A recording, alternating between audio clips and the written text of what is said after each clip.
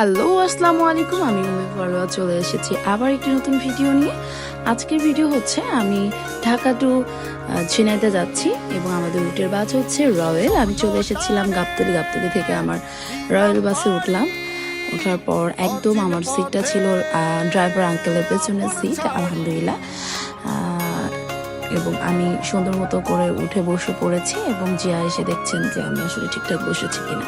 তো বাড়ি যাওয়ার আনন্দ আমি তো আত্মহারা হয়ে গিয়েছি। এবারে আমাকে তুলে দিতে এসেছিল তুহিন ভাই। একজনকে অনেক বেশি মিস করছিলাম, তবে তুহিন ভাইকে অনেক অনেক ধন্যবাদ আমাকে তুলে দেওয়ার জন্য, কারণ আমার কাছে অনেক ব্যাগ ছিল, আমি একা একা কখনোই আসতে পারতাম না। বাস ছেড়ে দিল, একটা ঘুম দিয়েছিলাম, ঘুম থেকে উঠে দেখি ঘামাচ্ছি, খুব ঘামা যায়। ও ভাই না, আমার গায়ে ঘামাচ্ছি ব্যানা। ফেরিতে চলে এসেছি, তার মানে একদম শর্ট টাইমের মধ্যে ফেরি ঘাটে পৌঁছে গিয়েছিলাম এবং ঈদের আগের দিনে রাশ না থাকায় ইজিলি আমরা ফেরি পেয়ে যাই। এবং মনে হলো যে এই শীতল ভিউটা আসলে আমার ক্যাপচার করা উচিত, এই জন্য আমি আসলে এই ভিউটা ক্যাপচার করেছিলাম।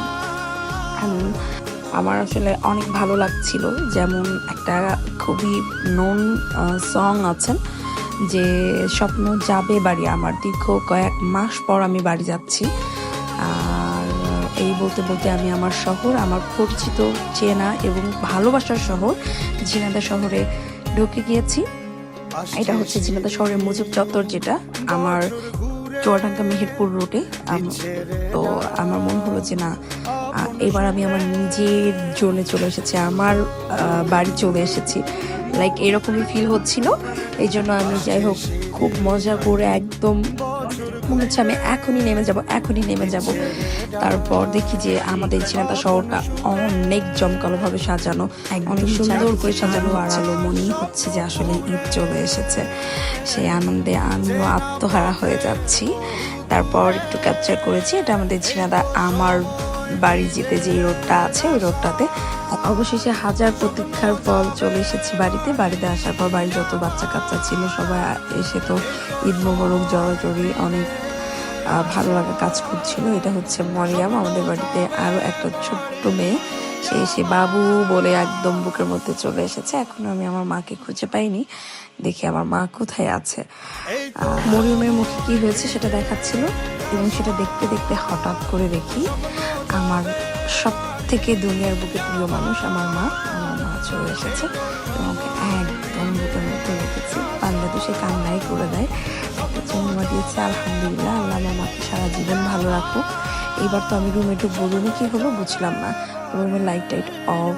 ও মাই আল্লাহ, এরা আমার জন্য এতগুলা গিফট রেখেছে। অলওয়েজ আমি যখনই বাড়িতে আসি, আমার বেশ কিছু ছোট ভাই বোন আছেন, তারা আমার জন্য অলওয়েজ কিছু কিছু সারপ্রাইজ দেওয়ার জন্য ট্রাই করে। এবং আমি দেখলাম যে এবার একটা লাভ বক্স কিনেছে এবং লাভ একটা চকলেট দিয়েছে এবং লাভ বক্সের মধ্যে আরো বেশ কিছু চকলেট, কুকারিজ, মানে কুকিজ এইগুলো আছে। কুকারিজ না কিন্তু, হ্যাঁ, আবার কিচেন কুকিজ, কুকারিজ এগুলোতে একটু প্রবলেম আছে, প্লিজ স্কিপ করবেন যারা আমার ভিডিও দেখবেন। আর আমি আসলে বুঝতে পারছিলাম এটা কি লাচ্ছি না ফটকা না কি, এগুলো আমি দেখছিলাম। ওরা অনেক খুশি হচ্ছিল, এতগুলো জিনিস আমার জন্য ওরা নিয়েছে রেখেছে, ওদের প্রত্যেকের পকেট মানি থেকে ওরা কিনে আমার জন্য।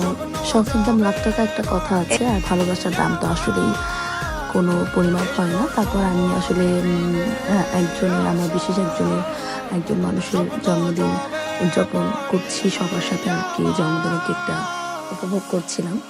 সবাই দোয়া করবেন যে এই মানুষটার জন্মদিন ছিল, আল্লাহ যেন তাকে সব সময় ভালো রাখেন এবং সব সময় তিনি যেন ভালো থাকেন। আলহামদুলিল্লাহ, তার জন্য অনেক অনেক দোয়া। এবং আমি আমার সফলভাবে বাড়িতে আসতে পেরেছি, এর জন্য আসলে আল্লাহর কাছে লাখ লাখ কোটি কোটি শুকরিয়া।